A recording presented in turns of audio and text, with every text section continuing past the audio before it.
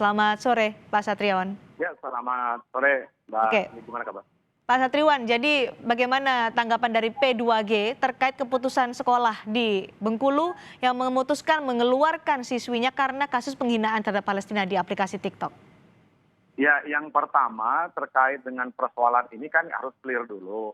Apakah anak tersebut dikeluarkan, ya kan? Karena mutlak persoalan ada dugaan penghinaan terhadap Palestina. Mhm. Nah, seandainya anak kita ini terbukti melakukan penghinaan terhadap persoalan Palestina, maka langkah yang tepat dilakukan oleh sekolah, baik itu wali kelas, ya, kemudian guru BK, Mhm. bahkan sampai ke tingkat kepala sekolah adalah memberikan pembinaan, Hmm. memberikan pendampingan sebenarnya. Gitu. Bukan dikeluarkan ya? Tidak bisa langsung di DO atau dikeluarkan seperti tadi gitu ya. Nah, itu yang pertama. Kemudian yang kedua, ini kan anak SMA ya, saya pun mengajar SMA.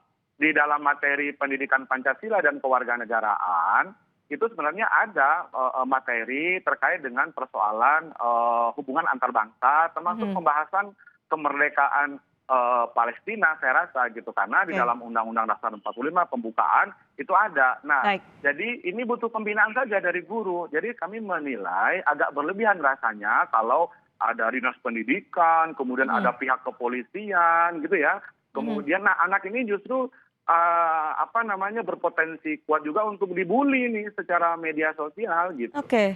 Nah, tapi kan sekolah menyatakan bahwa selain dengan ada kasus penghinaan terhadap Palestina di TikTok, siswi ini juga pernah melakukan pelanggaran sebelumnya hingga akhirnya dikeluarkan karena akumulasi pelanggaran dilakukan oleh siswi ini. Menurut Anda?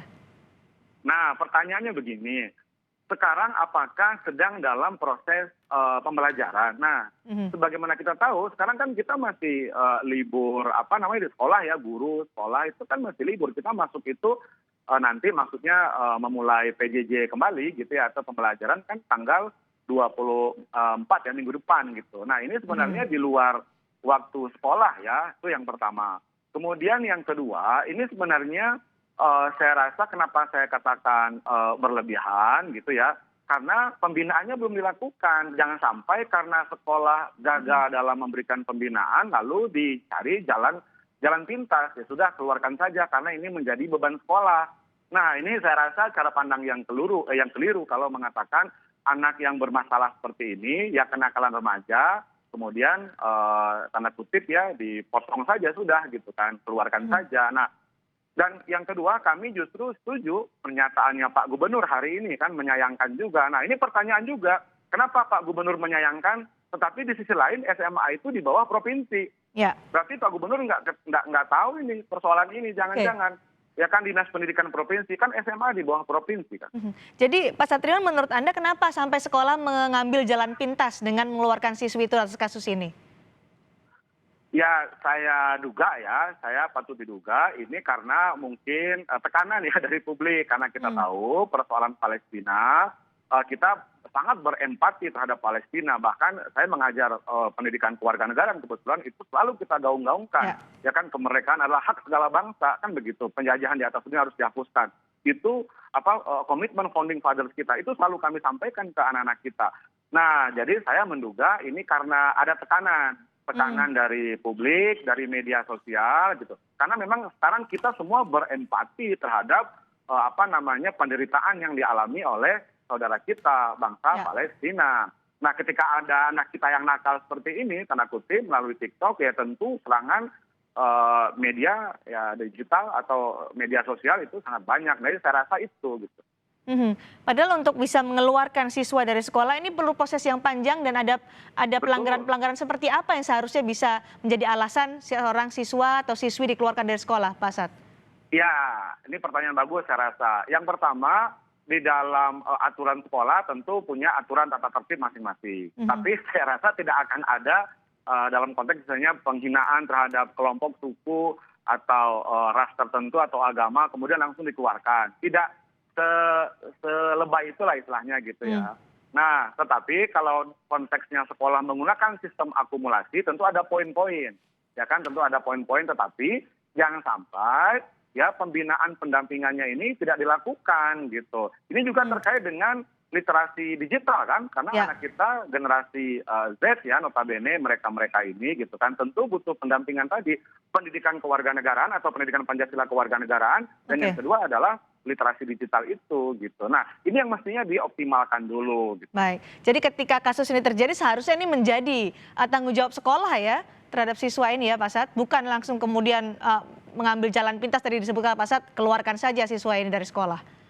Betul, betul sekali. Kecuali tindak pidana tertentu ya, misalnya ya di sekolah juga ada aturan misalnya apakah narkoba, Oke. kemudian tindak pidana berat, tentu anak ini harus dibina kan begitu. Dan yang pertanyaan kita juga, ini Pak Gubernur bertanya berarti kan Dinas Pendidikan tidak memberikan laporan kepada Pak Gubernur kan Ya, begitu. Pak ya. Gubernur menyayangkan justru kan, padahal SMA itu di bawah Oke, provinsi. murni sikap sekolah mungkin ini ya. Terakhir untuk Pak Satriwan, jadi siswi ini sudah dikeluarkan saat ini dari sekolahnya.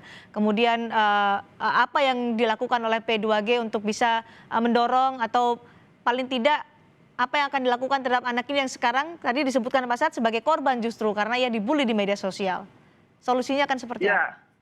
Ya, yang pertama kita terus memberikan himbauan, kemudian pelatihan ya kepada kawan-kawan guru khususnya terkait dengan satu literasi digital ini penting ya. Ini kan otokritik juga bahwa Oke.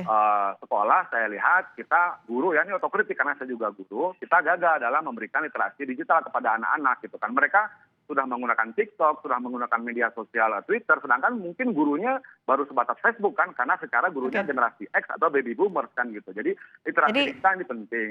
Terhadap siswi ini gimana Pak Sat? Dalam konteks siswi ini, ya maksudnya, Karena sudah dikeluarkan kan dari sekolah?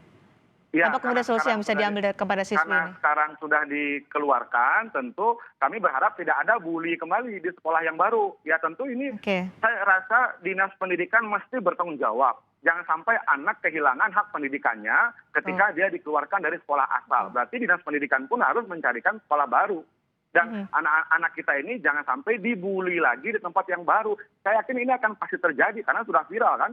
Ya, betul. Diharapkan nanti ada pembinaan terhadap siswi yang sudah terlanjur dikeluarkan dari sekolah karena kasus penghinaan Palestina di aplikasi TikTok.